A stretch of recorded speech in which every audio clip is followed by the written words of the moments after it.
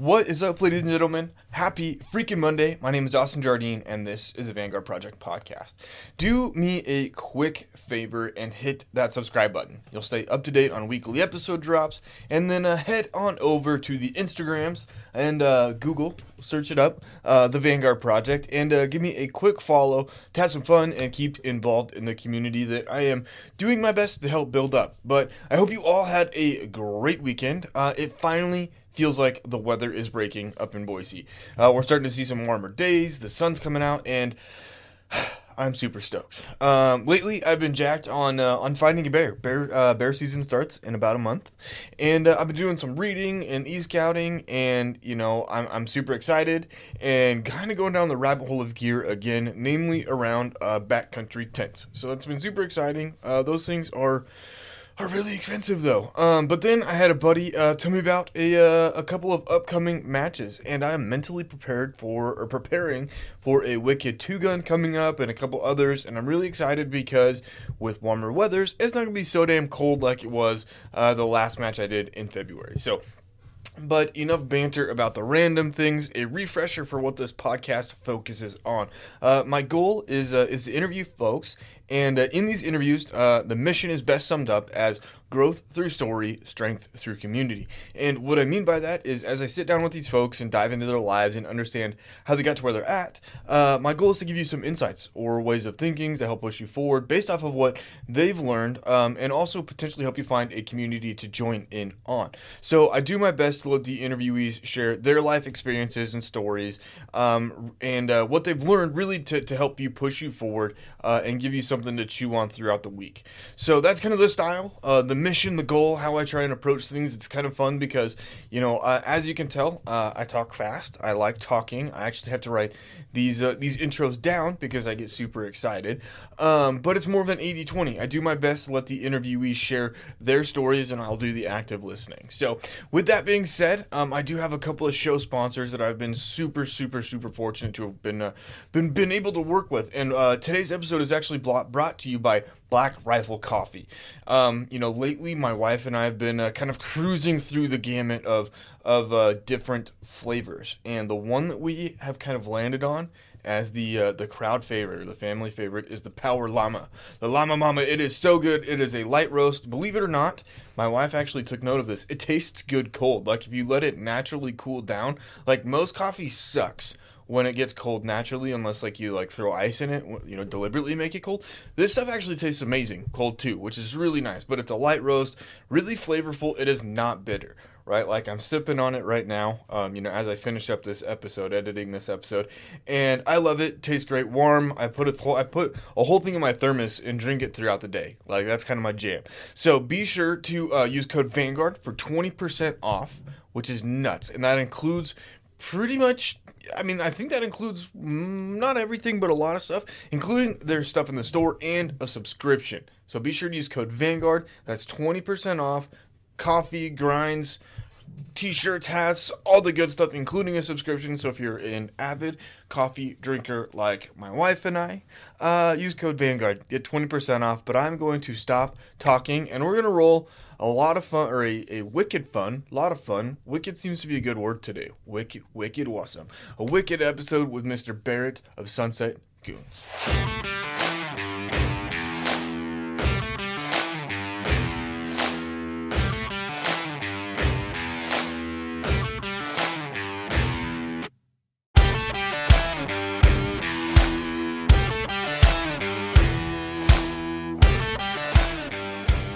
What is up, ladies and gentlemen? Welcome to the Vanguard Project. My name is Austin Jardine, and with me today is Mr. Barrett of Sunset Goons.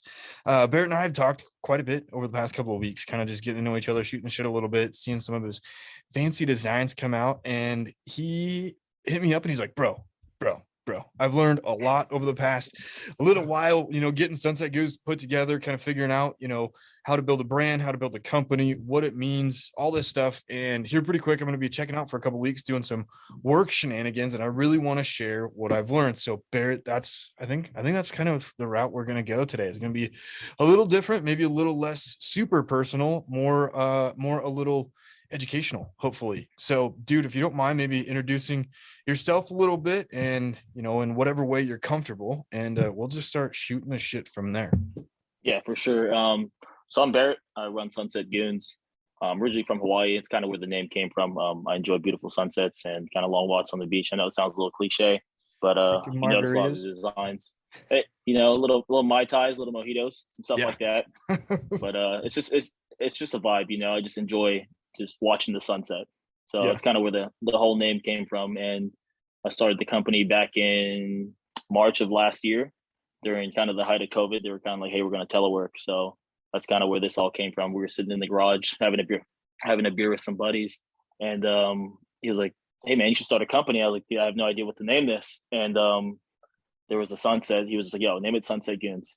And from there, that's kind of how it happened. That's kind of how it happened. So when you decided to start the company, right? Was there, I guess, some sort of like underlying, like, dude, I'm an artist, or hey, I've got these ideas, or was it like you're drunk, hammered in the garage, and you're like, bro, I'm gonna do this thing, and then you wake up the next morning, and you're like, wow, I registered for a company. So I guess I'm one of those guys. Like when I say something, I'm going to do it, regardless if I was drunk or not. We were a few beers in, and my buddy texted me the next day. He's like, "Hey man, did you start the company?" I was like, "Fuck." So 5 minutes later, I went on Instagram. I was like, "All right, cool, Sunset Goons." I got the name. I was like, "Fuck yeah, no one has this name." And then from there on, I reached out to one of my buddies that did some art for me in the past for a couple of my dudes, and I was like, "Hey man, this is kind of what I'm looking at. I kind of want like a pinup chick on the beach, throw some kit on the floor." And then initially, when I started running the company, I didn't have a website at all. I was doing this all internally, kind of at the squadron and stuff like that. I was like, "Hey dudes, check this out." And then eventually I had a whole bunch of buddies from like all around the United States, like, "Hey dude, I want that t-shirt, I want this, I want that." And I was on Instagram one day, I came across this certain individual's page, and I reached out. I guess it's one of those business like influencers or something like that. I paid her like $30 or something like that to get like a 30-minute phone call. Yeah. And she basically walked me through step by step on how I can start this business and how to get it running. And that's kind of where it went from there. And then I started posting more on Instagram. So Yeah. Okay. So let's talk about the business itself, right? So, mm-hmm.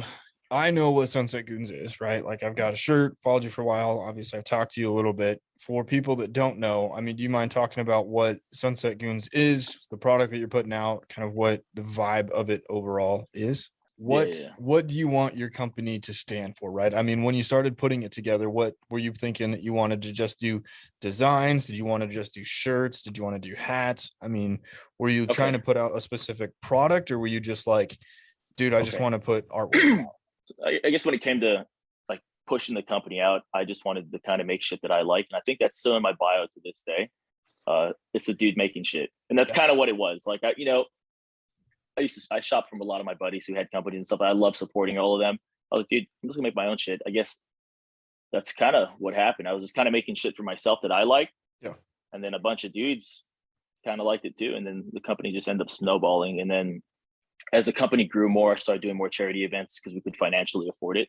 I could run more events and be able to still put out content for people to be able to like purchase or buy t-shirts and hats and stuff like that. Yeah. I guess what it comes down to is like, it's really just for the boys. Like I do a lot of charity runs and I try to collaborate with a lot of different dudes. And the reason why I do that is because when I first started, I reached out to a couple of companies and I guess I didn't have the following yet for them to be able to collab with me. And like, honestly, like when someone hits me up to collab, I don't give a shit if you have like 200 followers or like 10,000 followers. It really doesn't matter to me. Sure. But I tend to vet the dudes and kind of shoot the shit with them before we get into there and kind of see what they're about. Like if I don't think the brand itself is focused on money, like my brand specifically, I really could give a shit if I sell one t-shirt or 10 t-shirts. And that's just because I'm doing this because I like it. Yeah. And that's the kind of my view on everything. I do everything because I enjoy it. And yeah, I just like to support the homies. Yeah. Okay.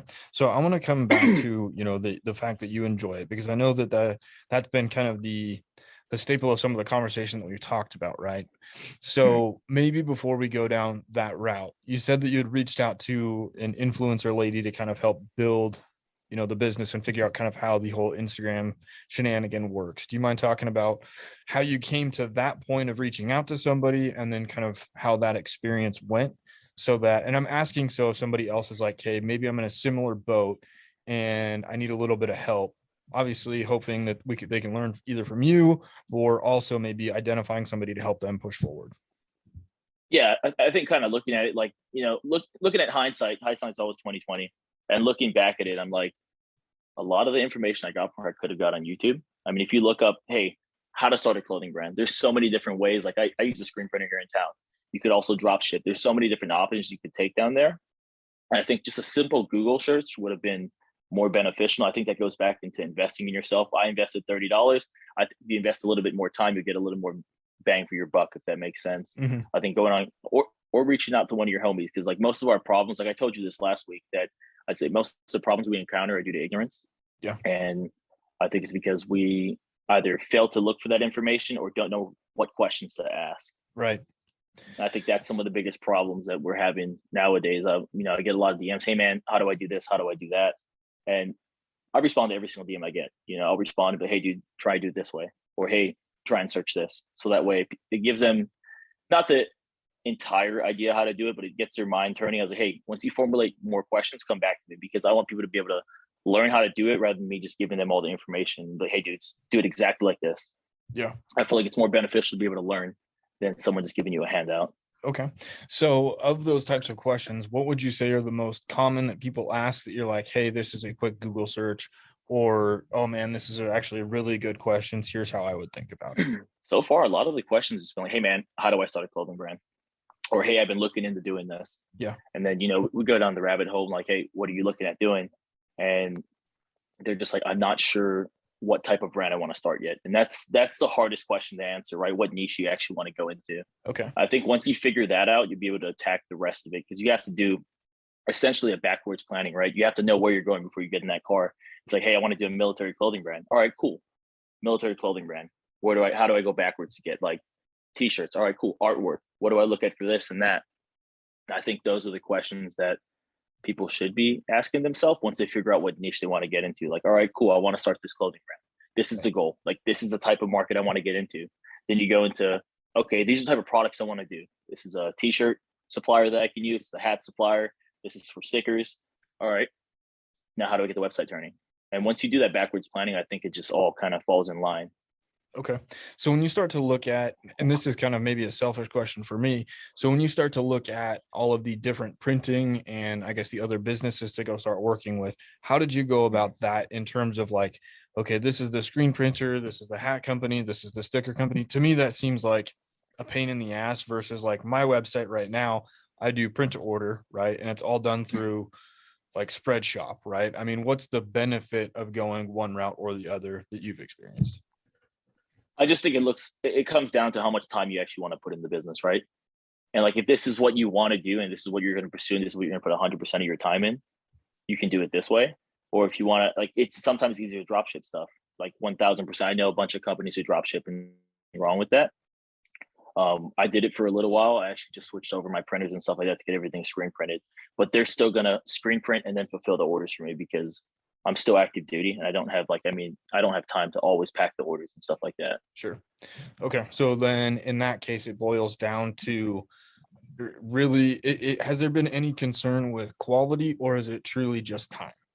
So with DTG, which is typically what the drop shipping is, it'll last about, I say 20 to 30 washes, right? Okay. And then whereas like a screen print, you get those vintage t-shirts. Like, I don't know if you ever bought a Patagonia t-shirt, they last forever. Like, yeah. I had this long sleeve for about 3 years now and it just lasts forever. I think it goes into, it's longer. It'll last you longer and that's about it. Okay.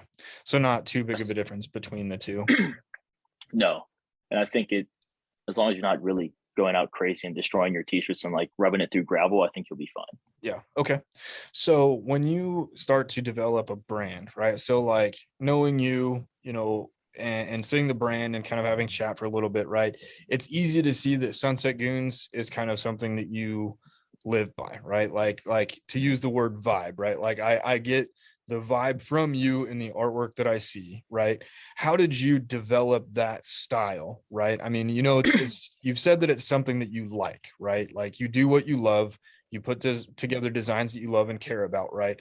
How did you get to the point of like, this is this is my style. This is what I like to put out. I mean, did you draw just a ton of different stuff? Did you Google things? Did you sit down and just go through 1,000 different designs and be like, these are all shit, this is the only one that I like? I mean, how did you develop your style?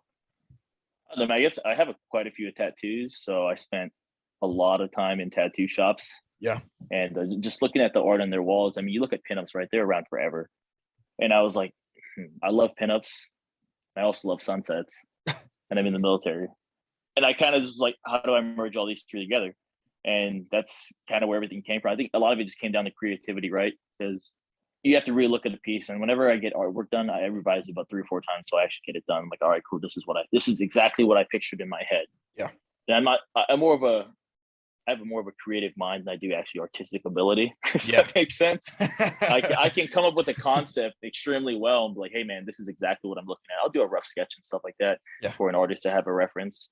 But if I'm not really feeling the piece or the artist isn't hitting right in the mark, I'll just revise it again and again and again. And it's not me being a perfectionist. It's just me kind of trying to get what's in my head out of my head, if that makes sense. Yeah, it does. How did you? It's just taking.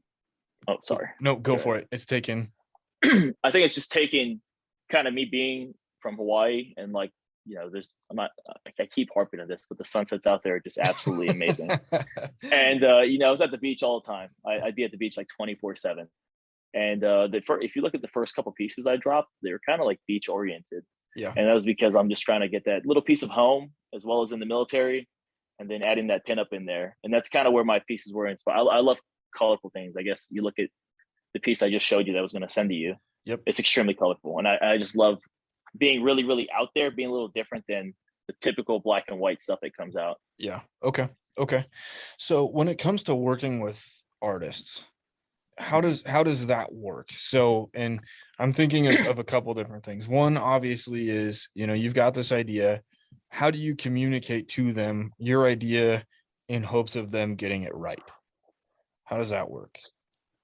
So depending on the artist I'm working with, right? I've worked with artists all over the world. The most recent one I worked with, he's out in California. Mm-hmm. And with him, I sent him reference photos and I kind of walked him through and he'll send me a rough sketch of what he kind of is seeing what I'm saying. And then I'll be like, hey man, can you adjust this?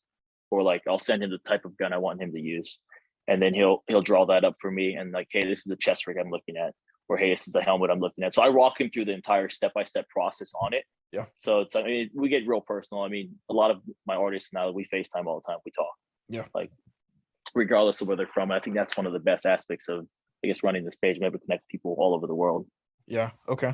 How do you select artists? I mean, are you like trolling through Instagram? Do they reach out to you? I mean, are you hitting up like Fiverr or Patreon? I don't know if Patreon you can use it, but I mean, how do you find folks to work with? Initially, I just knew a guy. I'm talking about my first piece now. I knew a guy who did art. Yeah. So I reached out to him. I liked his art style. And I was like, hey, man, this is what I'm looking at. Walk him through the process. And then later on down the line, I met a couple of dudes when I had maybe 200 followers. I connected with one of my good buddies who runs another company. And he was like, hey, man, this is my artist. And he's like, you're welcome to use him if you want. And I was like, oh, cool. So I reached out to him. And then he was my artist he's still my artist to this day. I used him for almost all my pieces. And then recently, or I'd say in the last like 4 or 5 months or so, a lot of artists typically reach out, but I've kind of been faithful to the ones I've been using, unless like my buddy who just did this piece from California, I've been waiting to get a piece from him for about a year. So I jumped on that as soon as he said he was available. That's awesome. So with working with them, and this is something I don't understand, is it based off of like a commission? Do you say, hey, for $200 I want to commission you for this piece, or is it based off of royalties? I don't understand how that process works. So the way I like to do my art, I don't really give any royalties off of it. I'll just go, hey man, how much would you charge me for this? This is kind of what I'm looking at. And they'll give me a quote based off of that, based on the details, based on the colors and everything that kind of I want in it. And he'll give me a price. I'm like, okay, cool. I'd say 99% of the time, I'm like, send it, man. Because like I said, it really doesn't matter about the money. I don't care. I bought artwork from $50 all the way to $1,200 for the company. So yeah. Okay. That's good to know. So we talked about art. working with artists. We had a bit of a pause there to handle some kids, so we're kind of getting back into the I guess the game for me. I lose track. We got sidetracked talking about all sorts of other stuff. So talking now kind of about really building the brand, I think is probably a good place to take this, and kind of the lessons that you've learned along the way. So we've talked about kind of, how to go about finding artists, how to bring the brand about, working with people, kind of like how to go pick and choose companies to work with, right? As far as printing and whatnot. I think the next thing that I would like to learn from you, right, and kind of tap into what you've learned is honestly how to approach building a company, knowing that it might be a little saturated, right? There's a lot of clothing companies out there, right? There's a lot of naysayers. People might not believe in you, right? You might be doing it on your own, whatever the case may be, right? I imagine you've gone through a rigmarole. I know you have, because that's something that you wanted to share. So do you mind just talking about some of the hard things that you've had to go through in order to build Sunset to where it's at now? I think looking at the entire business as a whole, right? I think no matter what you do, I wrote this post the other day. I don't know if you read it, but I put, people are going to judge you no matter what you do. If you sit in the couch all day, people are going to call you lazy. And if you work 24/7, people might say you're insane or obsessed with it, right? Yeah. So I think no matter what aspect that you're trying to achieve in life, or where you're trying to be, there's always going to be someone who's going to judge you or not like what you're doing because it's you. Right. And that's just the fact of life. That's what I see. And I know you know what I'm going to say next. My biggest thing is just, I don't give a fuck.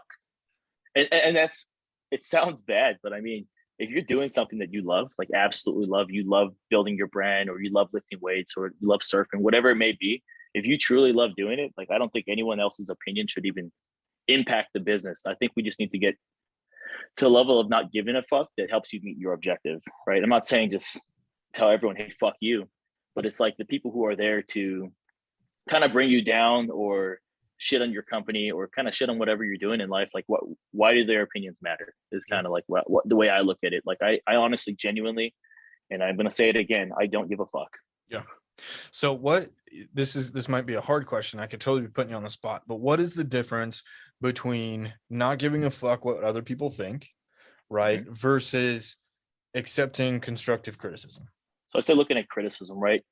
The way I view it and the way I would handle it is, I guess, a little bit more professional manner. A lot of these dudes want to go on a post and comment on there and kind of shit on that post in the comment section. Whereas if I had an issue, let's say you posted something, right? And like, I was like, hey, I don't like this for whatever reason. I felt like my opinion was valid enough to share with you. Yeah. I would DM you, just because as professional courtesy, right? Sure. I'm not out there. I don't need everyone else to see my views on like what's going on. I'd go, hey man, design you dropped. I've noticed X, Y, and Z. I think it looks sick if you did this. But if I identify a problem to you, I'm gonna give you a solution. That's just the type of guy I am. If I go, hey dude, this is fucked up, I don't like it, right? Okay, cool. That's one thing, me telling you that. Now me giving you a solution is different. You know what I'm saying? Like, I feel like it's yes, I'm shitting on you. It's like a shit sandwich, right? I'm shitting on you and I'm kind of telling you how to do it better at the end. Yeah. So how, this might be another loaded question, how do you get to a point where you trust somebody else's opinion? Is it really just based off of the approach, or is it like, hey, thanks for saying that, that's great, but I'm doing my own thing still? I mean, how do you get to the point of like accepting and trusting criticism? So I'll be honest with you. I trust very few people. Like, when it comes to any business decisions that I make, I got maybe 2 to 3 companies that like I started with, where they started a little bit before me, but they kind of took me under their wing and kind of helped me. I value their opinion because I know they're genuinely here to help me do better, and vice versa, right? They'll come to me with their, hey man, what do you think about this? And I'll give honest critiques back to them. Hey, you should fix this. Or, hey dude, that t-shirt color, not digging it. Like, I don't think it'll do well. Yeah. And just building that trust, it comes with time, right? I mean, working with these guys day in and day out, and we all personally know each other. Like I'm talking about, like, we know everything about each other. Like, we call each other not just business, so we're actually genuine friends in the game, and we kind of just help each other out along the way. And I think it took about a year or so, or less than that maybe, to kind of build that. All right, cool, I trust this dude with any decisions I'm going to make. I value his opinion because I know that he's genuinely going to give me an honest feedback, and that's it. It just came with time and kind of just building it over time, I guess, to build Okay. that trust up. It's like a relationship, right? Yeah. You go into day one with your girlfriend and be like, oh, I trust you completely. It's kind of the same thing with business. We kind of built that trust over time with each other. Okay. Fair enough. When it comes to, I guess, because I imagine it's hard to come right into the game and not giving a fuck, right? I imagine that's probably a hard lesson learned for people that need to learn how to do that appropriately, right? Because I think that you're making a point that there's a difference between, not giving a fuck what anybody says versus, being selective and growth oriented, right? What lessons do you have that you want people to be aware of? Or I guess what things have you learned that you think people should know in order to develop that skill? I'm going to answer this. I'm trying not to beat around the bush with it, but I think it's the best way to answer it, right? Sure. I think going back to building something that you want to build, right, that you're passionate about, I think as long as that you're being you within your company, I think that's kind of that you'll make your own judgments. All right, cool. Do I care about this? Do I care about that? As long as you're putting out quality content and like you're not just trying to be this brand or be that brand, you're being yourself. And because at the end of the day, you're your brand is you. I feel like you're comfortable enough in your own skin to launch that brand. I feel like you've already overcome what most can't, right? A lot of people talk about starting something and they don't. I think if you've already launched your company, got some designs out there that you're really vibing with, but that kind of level of not giving a fuck is kind of already there because, you've got the artwork made, you're putting it out to the world and you're comfortable enough to post it on Instagram. I mean, it could go viral. You never know. Yeah. So if you're comfortable enough to post it, I think you should be able to own it at the end of the day, if that makes sense. Like, Yeah. I'm not sure if that kind of. No, it totally did. Because what I heard was if you are at a point where you are comfortable enough with what you have built thus far to put it out for the world to see, you're taking the initial steps towards not giving the right kind of fucks. Exactly. And it's just being comfortable in your own skin, right? Like being comfortable in the artwork you're putting out, being comfortable in the quality of t-shirts, the quality of hats, and everything that you're putting out, it's going to be you. Like your name is basically just written on everything you're putting out because that is your brand. Okay. So another question on kind of the personal note, right? So being comfortable in your own skin, putting yourself out there, right? Building this brand that you are really trying to reflect you in, right? When you start to get berated, right? And I don't know the right word, when you start to get attacked or whatever the case may be, right? How do you recenter yourself and say, you know what, I understand that maybe people don't like it or there's shit talking or whatever the case may be, but I'm doing what I believe in. How do you kind of recenter yourself and say, you know what, dude, this is still me. This is what I'm marching towards. I'm doing this for me. I mean, how did you develop that level of thick skin and self-centeredness? That's a really hard question. Yeah. I know it's not innate. I know that's for sure. I think, a lot of the stuff that you go through in life, in your personal life kind of build. I mean, a lot of the experiences that you've had will kind of get you to where you are today. I don't really want to go too much in detail, but it comes back to you're not always going to please everyone, right? Like not everyone's going to like your artwork. Not everyone's going to like the podcast. Not everyone's going to like anything you do. It goes back to that judgment thing that I said earlier. I think once you start understanding that portion of life, I think you're going to be solid. I mean, I don't really know how to answer that question. Yeah, that's a tough one. I mean, that question I think was very, very loaded, but also very dependent on the individual and the circumstance. And that's what it is. I mean, like, I guess I kind of realized, like, hey, dude, there's like always going to be someone who either smiles in your face and shits on you fucking behind your back. And that's just the fact of life. I feel like unless you have genuine people in your life who are actually there to support you and you have a good, I guess, backbone is what it's kind of the answer to that question, right? You need to have your support group and someone to be able to kind of go and vent to, but hey, dude, what do you think about this? You get someone else's opinion on that. And I say another thing is I think a lot of dudes act in emotion. Yeah. When they make these decisions. So like I don't even respond to people majority of the time. I feel like they're just on there just talking shit or whatever. I'm not gonna respond immediately. Maybe respond later or not at all. Because like a lot like I'm big on time, man. I'm not gonna give you the time of day if you're just gonna if you have constructive criticism for me, I'll take it all day. Hit me in my DMs. You know what I mean? If you don't like what I'm doing here, cool, dude. Hit me in my DMs. I guess that's how I look at it. And if you're in my comment section and you're over here just trying to shit on stuff, I honestly just don't give a fuck. Like if you have something real you want to tell me, come tell me in my DMs. Okay. So I think that we've hit on the major points I know that you wanted to talk about. one of my favorite questions is, through all of this kind of learning, getting Sunset up and going, kind of developing the brand, kind of being you, what has been the most important thing that you have learned or wish you would have known before you started? It's like my favorite question. You get some And weird it's a fucking answers really, sometimes. really hard one. And it's a hard one. Yes, what do I wish I knew? What do I wish I knew?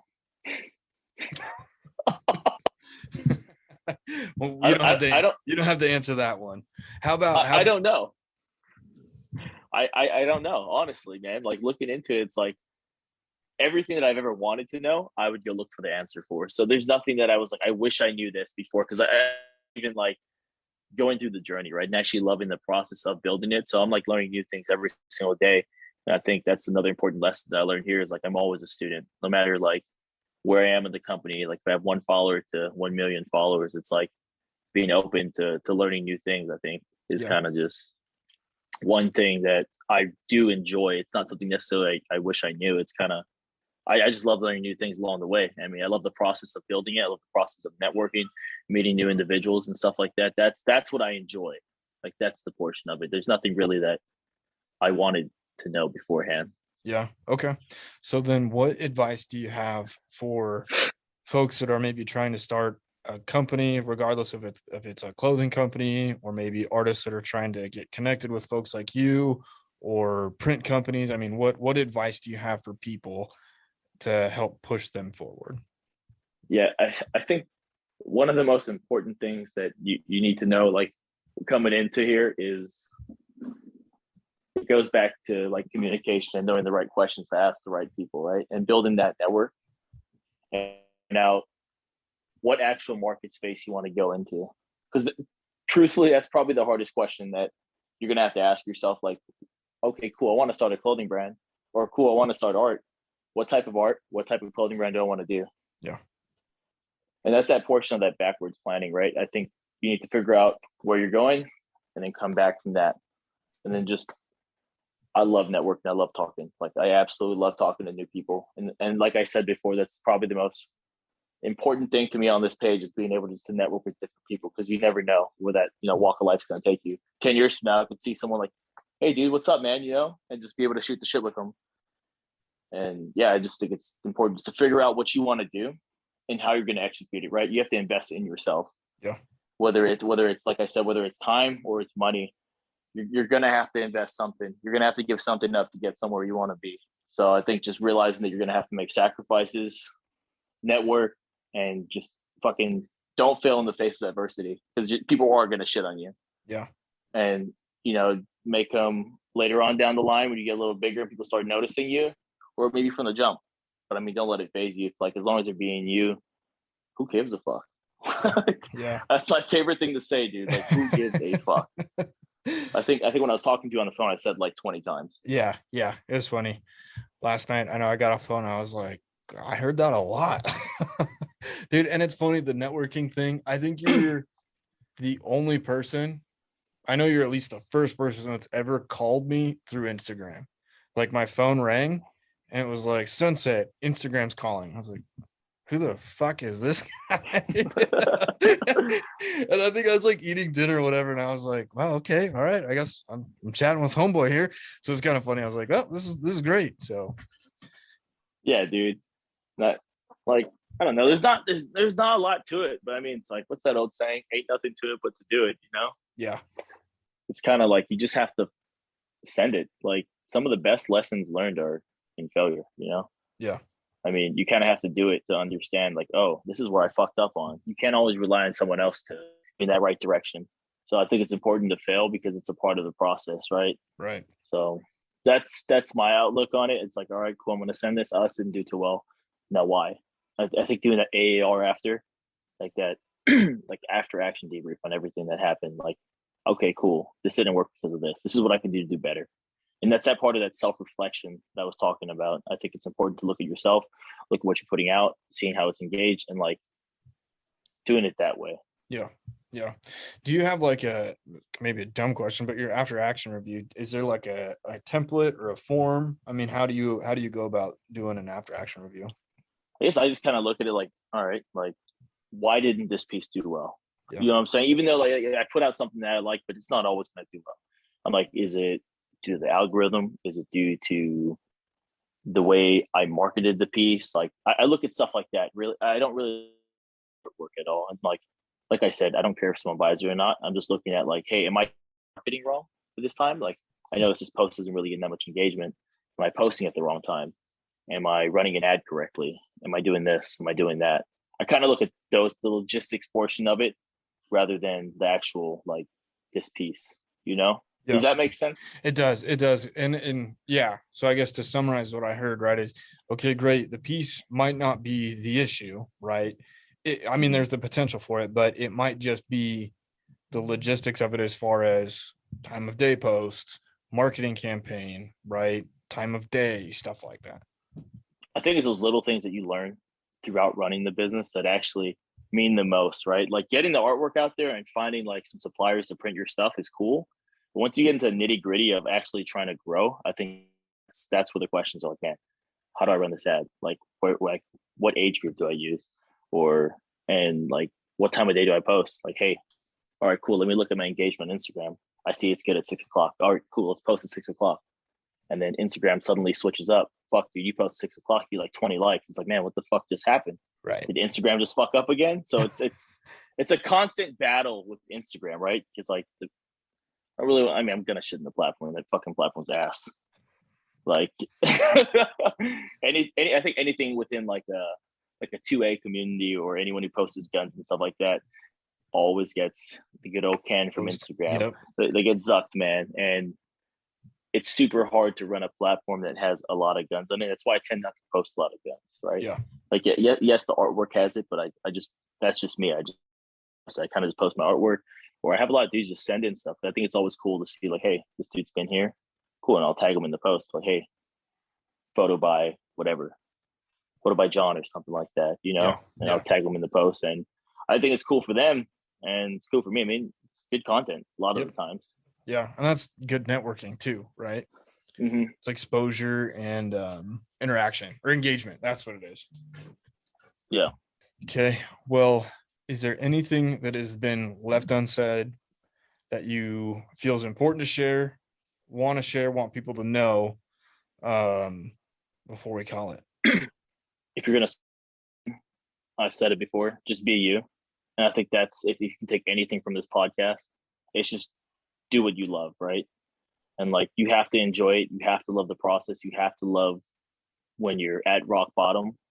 Because I mean, it's you. Like you're doing something that you truly enjoy. I think that's probably the most important thing that someone can take from this is just like, dude, love the journey along the way. There may be some shitty portions, but I mean, it's just a small fraction of time rather than the grand scheme of things. I think we get wrapped up in something shitty that happened when it really isn't that shitty. You look at it, 2 years from now or 2 months from now, it's like don't fall in that trap of getting stuck. Yeah. Okay. Well, is there anything else? I don't want to cut you short. I want to make sure you get all of your feels out there, get everything out there. That should be pretty much it, man. I was just really wanting to harp on just being you, honestly. Not everyone's gonna fuck with your vibe, just like you're not friends with everyone. You know what I'm saying? Like you're cool with the dudes you're cool with because they're good dudes, or you're not cool with them because they're pieces of shit. I think everyone's outlook on life is different. It comes down to perspective, comes down to communication, comes down to drive. And yeah, those are kind of like the big things, right? When you look at it all, it's like, all right, we all see things through a different lens. I look at it like, okay, cool. This is what's going on. You may see a completely different piece. Yeah. It's like a piece I wrote on artwork, right? We all can look at the same piece and see something completely different. And that's like the most beautiful thing about art, that we all see things different. We find something that it resonates like within our soul, basically. I know it sounds fucking weird, but it's like, oh, dude, I see, I don't know, a happy face in the clouds or something like that. Or you see like whatever you see in it. I think it's just, we all have different outlooks, and that's kind of, it's going back to not everyone will see things the way you see it. Sure. So. Barrett, dude, once again, thanks again, man, for taking the time to sit down with me, share your story, share your thoughts on starting a business, what it means, what it looks like. I hope everybody listening, I hope you all took some good information away as far as how to be a little bit more discerning in giving and receiving feedback. Maybe a little bit of thought on how to go approach new designers, starting a business, starting a company, doing that backwards thinking or backwards planning mentality. But I'm going to stop yammering. I hope you all have a wonderful week. Be sure to use code Vanguard, like I said, on Black Rifles Coffee. Today's episode is brought to them. And like I said, I've been sipping on the Power Llama, getting things edited up. But I hope you all have a wonderful week, and we will catch you next time.